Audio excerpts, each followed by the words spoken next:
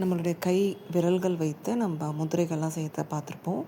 நம்மளும் யோகாலலாம் செய்திருப்போம். எக்ஸாம்பிள் சின் முத்ரா, வாயு முத்ரா அதெல்லாம் யூஸ் பண்ணி பண்ணியிருப்போம். இது எப்படி நம்மளுடைய உடல் நலத்துக்கு அது ஹெல்ப் பண்ணுது அப்படிங்கிறத பார்க்கலாம். நம்மளுடைய கை விரல்கள் ஒவ்வொன்றும் நம்ம உடலில் இருக்கிற பஞ்சபூதத்தை அது பிரதிபலிக்குது. நம்ம கைகளில் இருக்க கட்டை விரல், தம், அது நம்ம உடலில் இருக்கிற சூடு, வெப்பம் அதை பிரதிபலிக்குது. அடுத்து ஆள்காட்டி விரல், இண்டெக்ஸ் ஃபிங்கர், அது நம்ம உடலில் இருக்கிற காற்று அதை பிரதிபலிக்குது.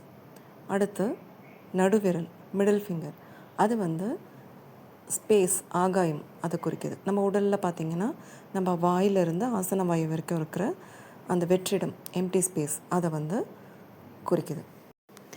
அடுத்து மோதிர விரல், ரிங் ஃபிங்கர், அது நம்ம உடம்பில் இருக்கிற எர்த் அந்த சக்தியை பிரதிபலிக்குது. நம்ம உடலில் இருக்கிற சதை பகுதி, எலும்புகள், இது எல்லாமே அதில் தான் வரும்.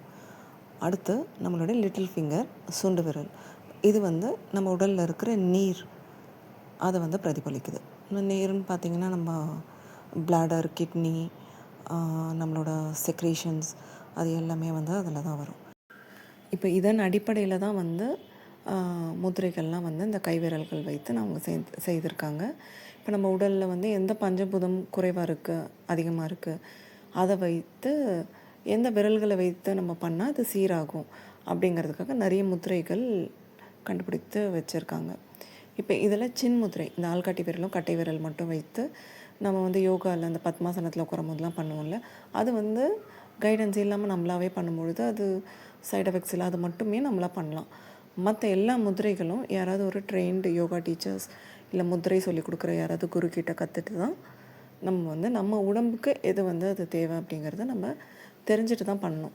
இல்லைனா நம்ம உடம்புல எது சீராக இல்லைங்கிறது நமக்கு தெரியாது.